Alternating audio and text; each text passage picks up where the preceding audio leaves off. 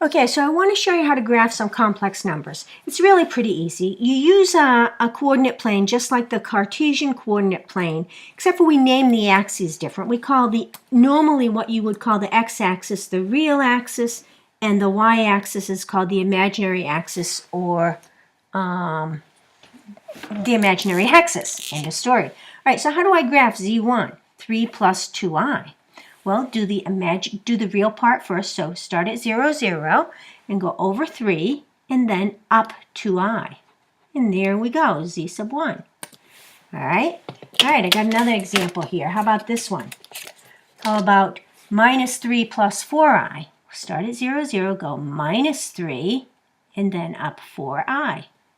In the positive direction, there's z sub 2. All right, let's try another one. Z sub 3, how about this one? 2 minus 3i. So again, start at 0, 0, go over 2, and down 3. There we go for z sub 3. So that was pretty easy. All right, here's one that's going to look a little bit tricky, though.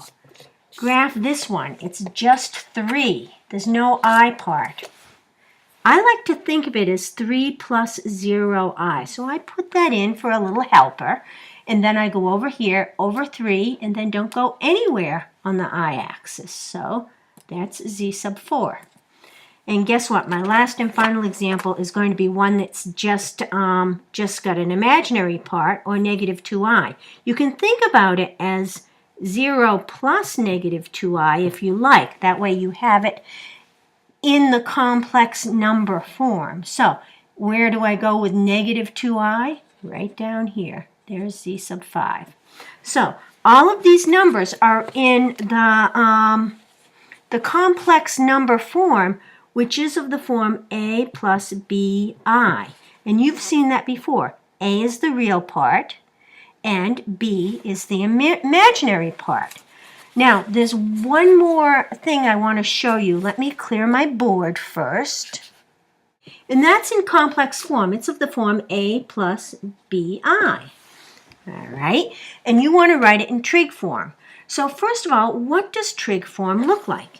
And we have a general form for trig form, and it's z equals r cosine theta plus I sine theta. So I have to take this original number that I have, which is in complex form, and write it in trig form. So I need to get some parts. I need to get the r, and I need to get the theta.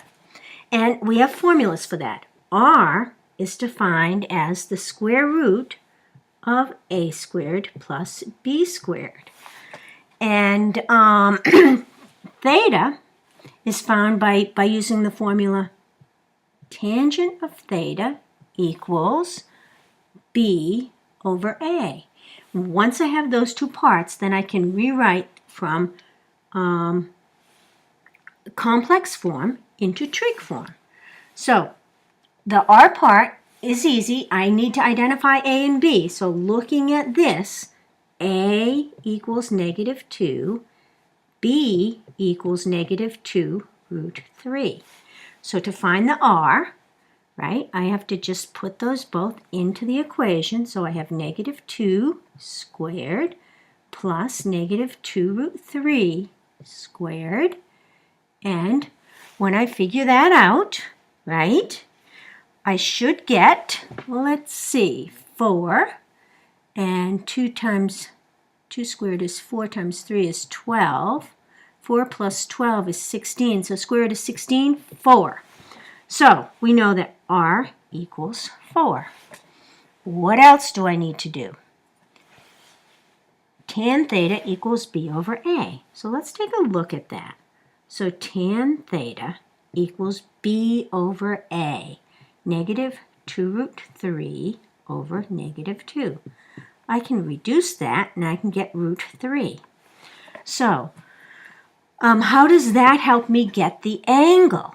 Well, you can use your trig chart, and you know that root 3, and first of all, where is this angle going to be? Do you know what quadrant it's going to be in?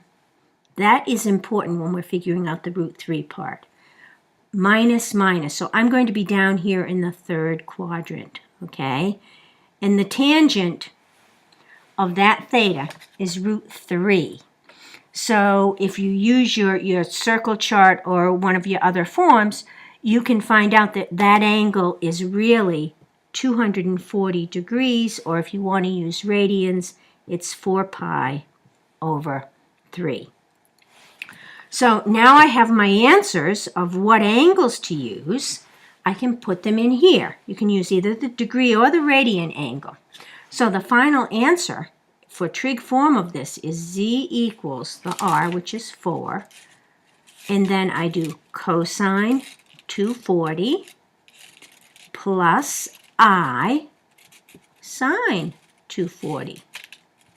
And that's the answer. You could also write it 4 cosine 4 pi over 3, 4 cosine 4 pi over 3 plus I sine 4 pi over 3.